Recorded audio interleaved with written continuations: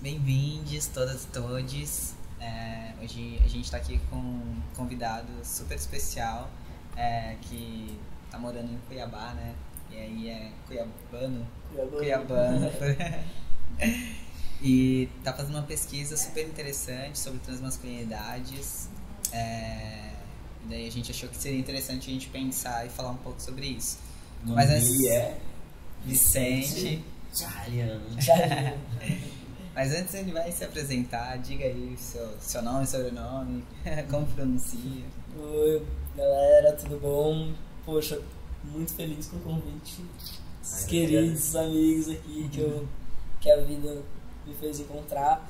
Bom, sim, eu moro em Cuiabá, já tem alguns anos, e lá eu acabei focando minha carreira na área acadêmica.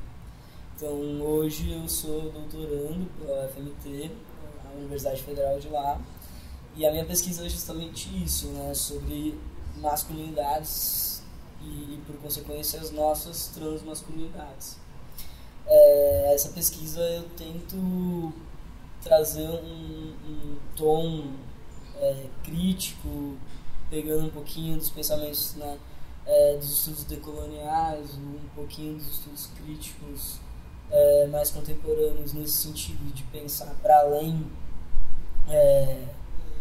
dos estudos de gênero mais tradicionais, enfim, né, tentando pensar as coisas de uma forma um pouquinho mais interseccional e que dê conta das nossas vivências, né? Que a questão, você disse que está estudando a identidade, as masculinidades, e teve um momento que a gente estava conversando que a gente pensou, né? Que você pensou, por que a identidade transmasculina, por que a identidade trans, por que estudar a identidade trans pode ajudar a gente a pensar identidade de um modo geral. Então, eu queria que você falasse um pouco disso, por que os estudos decoloniais que você está fazendo podem também contribuir, estão contribuindo com a gente.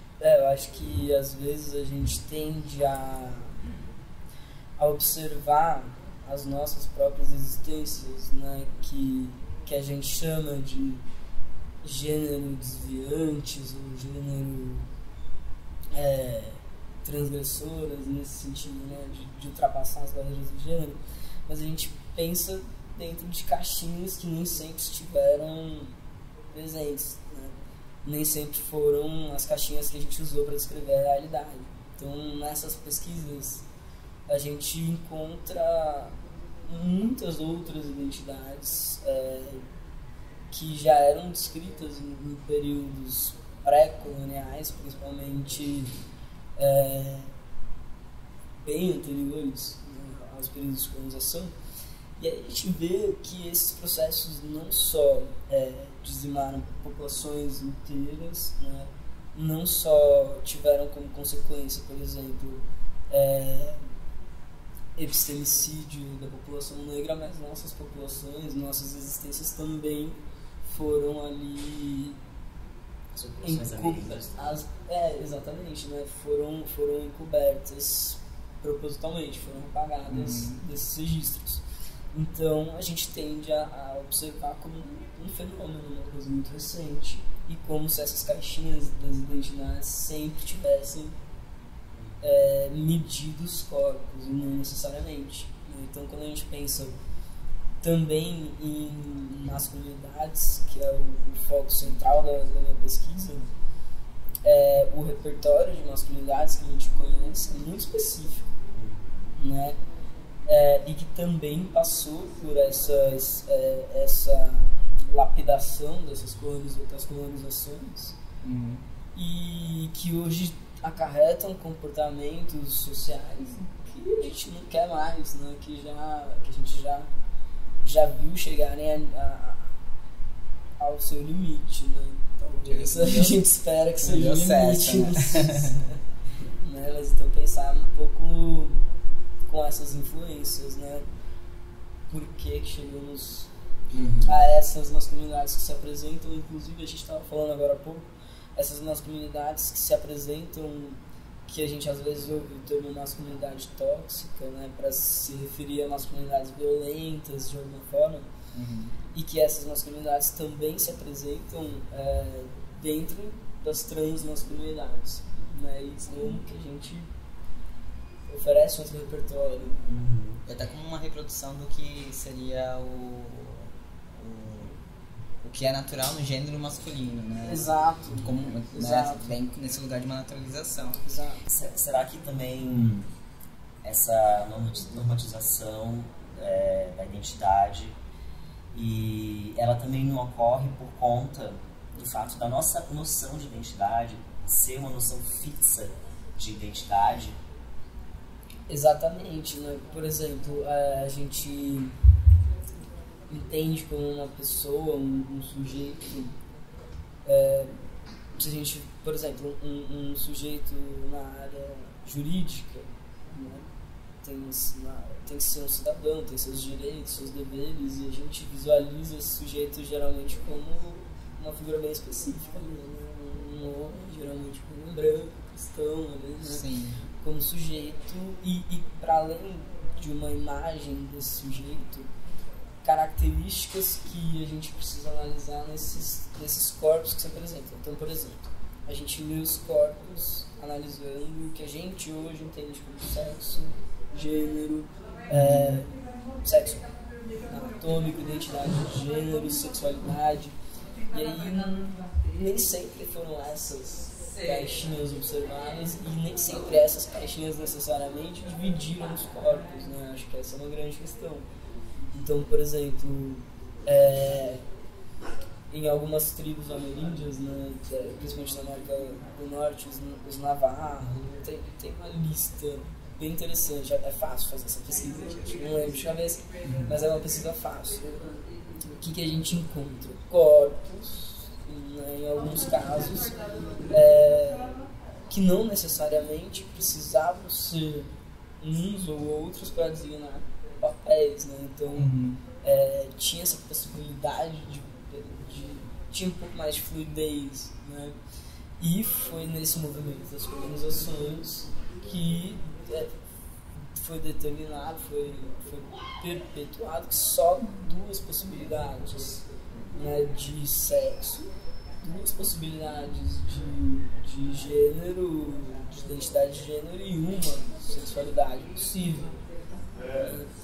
Então a gente percebe que é um projeto de longa data, né, que assim que vem com a função, por exemplo, né, várias funções, e uma delas é limitar as existências, limitar o que a gente entende como identidade, limitar a forma como a gente lê os corpos, para limitar o que a gente chama de performance desses corpos. Então, o que esses corpos podem ou não fazer, como eles podem ou não agir dentro da sociedade, né? E aí a gente, geralmente, nos estudos de gênero mais tradicionais, a gente observava também sobre esse viés bem binário, cis, heteronormativo, né? No sentido de pensar como corpos de mulheres cisgêneros e como corpos de homens cisgêneros ocupavam os espaços e como se davam esses dois únicos papéis sociais, quando na realidade a gente pode pensar que esses papéis, inclusive, que nós desempenhamos, essa pecinha do sujeito trans, por exemplo, sempre esteve ali, né? E tantas outras, e foi distorcida a forma como a gente atua na sociedade. Sim. Se a gente vê o exemplo, né, da Índia, é bem contraditório, ao mesmo tempo que tem as Redirás, né, que não são mulheres trans do jeito que a gente, enfim, conhece, né, mas digamos que sejam pessoas trans. Tem homens trans também que se identificam enquanto FTMs, né, em inglês, e por serem pessoas que ainda são descritas em alguns textos ancestrais, alguns textos tradicionais, tem um espaço maior na sociedade. Não que esse espaço seja ótimo, não que seja mil maravilhas, não é, na verdade, nem um pouco, mas esse registro histórico permite que a gente faça essa linha do tempo, ou que a própria comunidade faça essa linha do tempo, e não entenda como algo de eventual, um fenômeno. E a gente aqui no Ocidente simplesmente meio apagou esses registros e agora que a gente está começando a construir registros contando as nossas histórias, né? Os livros do João, do Anderson Herz, quer dizer, imprimir na literatura brasileira, por exemplo, as nossas experiências é a mesma forma de repetir esse registro histórico. Vai saber o que acontece nesse ano. Então, acho que como a gente não tem uma noção histórica, né, porque enfim, nós temos 30 anos de idade e ao mesmo tempo a história também não pôde contar, as pessoas não puderam contar, e até pela questão mesmo de falta de acesso mesmo, né, ao nosso passado, né, então, o que a gente conhece de identidade hoje está aqui só agora, né? Sim.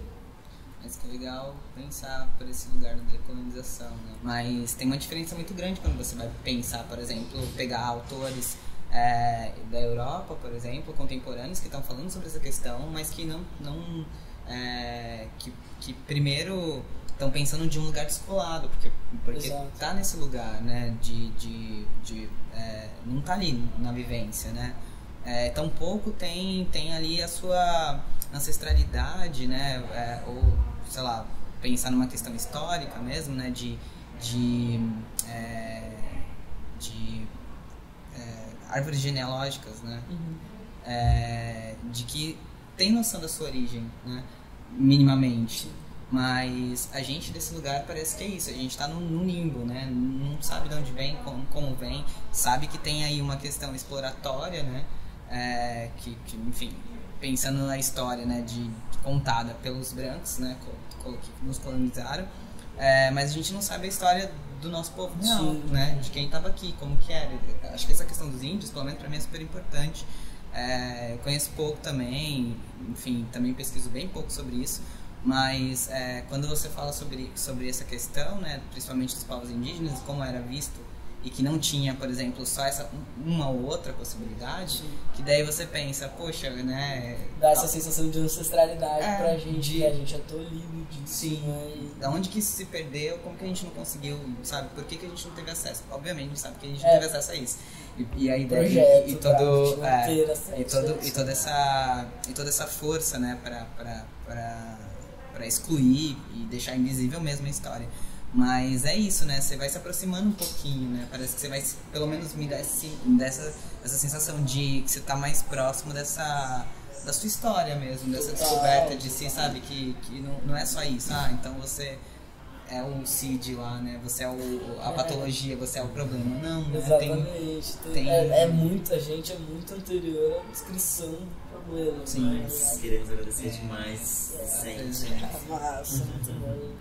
E você vai voltar aqui, a gente vai conseguir aprofundar mais esses assuntos. Sim. Vamos tomar muitos cafés aí, vários papos, sempre, né? Sempre. Muito bom. Muito bom poder Você trocar. quer mandar algum recado? Não, é isso, galera. Beijo pra mãe, pode ser. Beijo pra todo mundo, enfim, mas... Enfim, se informem, né? Deem uma olhada pra gente... Todo mundo, né, tentar se informar. Acho que no momento que a gente está é bem isso. Tentar abarcar o máximo de perspectivas possíveis, tentar abrir o máximo na nossa cabeça, nos nossos olhos, porque a gente está meio andando no escuro aí. Andando pra trás, no escuro, vendado de ponta cabeça. Então, tipo assim, né? Fica a dica, né? Exercer o pensamento crítico, né? Não se furtem disso, por favor. Eu sei que não é fácil, dói, mas é bom. É isso. Obrigado, querido. Obrigado, mano. Muito bom conhecer vocês. Foi Igualmente. ótimo. Te se tromba aí. Falou, gente. Até a próxima.